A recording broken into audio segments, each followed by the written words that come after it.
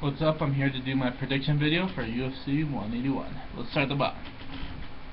First fight, we got Alex White versus Clay Collard. Both these guys' last fights were pretty much the same thing. It was a brawl, back and forth. I think the difference is that Clay was able to take a lot more punishment and not fall down or get hurt that badly, as where Alex White got knocked out at the end. And I think these guys are this fight's going to be similar to both their last fights, where both guys are just slugging it out, and the guy who's got the better chin is going to stay up at the end. And I think that's Clay. So I got Clay winning by third round knockout. Next we got Sergio Pettis versus Matt Hobart. To me, this fight is basically just Sergio Pettis is the more well-rounded guy. Hobart is kind of a wrestler. I think they're trying to give Sergio a win, and they're giving him a guy who's not very well-rounded. So I got Sergio Pettis. I don't know how he's going to win this fight, but I got him winning. Next, on to Fox Sports 1, is Corey Anderson versus Justin Jones. And I don't know much about Justin Jones, but my guess is he's probably a middleweight. Because if you look at the UFC roster, most of the guys that fight at when they get late replacements for light heavyweight, it seems almost every single time it's a guy who should be fighting at middleweight. And like I said, if you look at the UFC roster, there's really not a lot of guys that fight at light heavyweight. I guess it's just, you know what I mean, there's not a lot of guys that are 6'4" and weigh like 220. But, you know, it's weird because in my opinion the light heavyweight division is the best division, but I think it has the fewest fighters in the whole UFC thing aside from flyweight. But yeah, I think Corey Anderson, like I said, I don't know anything about Justin Jones, but my guess is he's probably a middleweight, and Corey Anderson's just going to be able to dominate him, take him down and beat him up, probably win by TKO. Next we got Eddie Gordon versus Josh Saman, and you know, Josh Saman hasn't fought in like a year and a half, and I think Eddie Gordon, you know, he looked good coming on off the Ultimate Fighter, and I think, you know, the fact that Josh hasn't fought in so long is going to hurt him. And I think Eddie Gordon's just going to grind out a unanimous decision.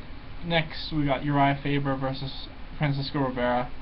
And this fight is kind of pointless to me because I think we all know what's going to happen. Faber's just going to get a takedown early and easy. And Rivera's not going to be able to do anything. And Faber's just going to win by submission. So I got Faber winning by first round submission, however he wants. On to the main card. First fight is Tony Ferguson versus Abel Trujillo, and this fight's kind of weird just because Tony kind of leaves himself open to get hit a lot, but I think he's the better fighter. I think Abel gasses because he throws with everything in every shot, and he tends to gas, and Tony likes to fight kind of like Nick Diaz, where he mixes up his boxing really well with head and body. If this goes past the first round, I think Tony wins by TKO, and I do think it's going to go past the first round. So I'm picking Tony Ferguson by either late second round TKO or early third. Next, you got Todd Duffy versus Anthony Hamilton, and to me, this fight's like the fight with Mike Russell. Except, you know, Todd Duffy just let his guard down and he got knocked out at the end of the third against Mike Russell, but he's clearly the much better fighter. You know, he's winning every round 10-8 up until that knockout. But, you know, Anthony Hamilton, I don't think his is as good as Russell's.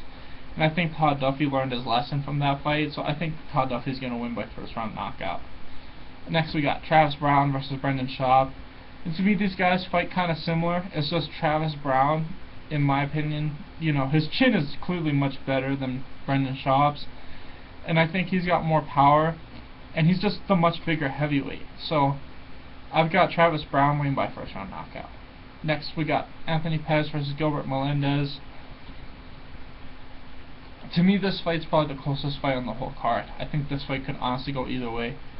I'm gonna pick Pettis by this much. I think that, you know, it's hard for me to pick against Pettis just because I haven't really seen any weakness from him aside from the wrestling, but Gilbert likes to box, and I think that's what's going to hurt him in this. I think he should use his wrestling as much as he can, because I think he'd probably win this fight if he really turned it into a wrestling match, but I think he'll try to box with Pettis, and I think that'll give Pettis the advantage because I think Pettis is a better striker.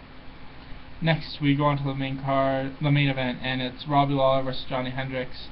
And I just want to throw this out there. You know, if anyone remembers, like, UFC, I can't remember what it was, but Thiago Alves, when he was supposed to have the rematch with John Fitch, it was at like UFC 108 or something like that, and 2 or 3 days before the fight, he had a CAT scan and they found a brain aneurysm in his head, and he didn't fight John Fitch. And so when guys say they blew out their shoulder or their foot's broken going into a fight, I think it's a load of shit. I do. You know, Johnny Hendricks didn't look like his shoulder was blown out those first 2 rounds when he was clearly winning on 10-8, 10-9, I mean. And like I said, to me it just seems like, I'm not a doctor, but it just seems like catching a brain aneurysm in your head would be much harder to catch than my shoulders popped out or something like that. That seems like something you could find out just by touching somebody, you know. A brain aneurysm seems like it would be much harder to find. And you know, Thiago Alves was fine. He just needed some minor surgery on his head, or there was like a clot or something. I don't remember what it was, but you know what I mean? If you've got something in your brain and they catch it before you fight, I think they should be able to, you know, if I was going to run a marathon and I go to get a physical and the doctor doesn't catch that there's a tear in my knee and I blow my knee out, you know, I'd sue that doctor. That's why I don't believe Johnny Hendricks when he says his shoulder's blown out, because you know, if they can catch something in your brain, how can they not catch something's wrong with your shoulder? That's just, when guys say they're hurt going into fights, unless it's just like bruises or they're you know what I mean, they're banged up, I can believe that, because a doctor I think would let that go. You know, I got a black eye or a cut. That's more believable than like my rib was broken or my shoulder was popped out or whatever it was Johnny Hendricks said. But aside from that, you know, Johnny Hendricks hasn't fought this whole year. Robbie Lawler's fought, I think, twice, and now this is going to be his 3rd fight this year. I can't remember if Johnny Hendricks and Robbie fought at the beginning of the year or the end of last year, but you know what I mean? Hendricks hasn't fought all year. Robbie Lawler's been consistently fighting throughout this whole year, and I think Robbie Lawler's either going to win by knockout or a unanimous decision. Thanks for watching, guys. Please like and subscribe.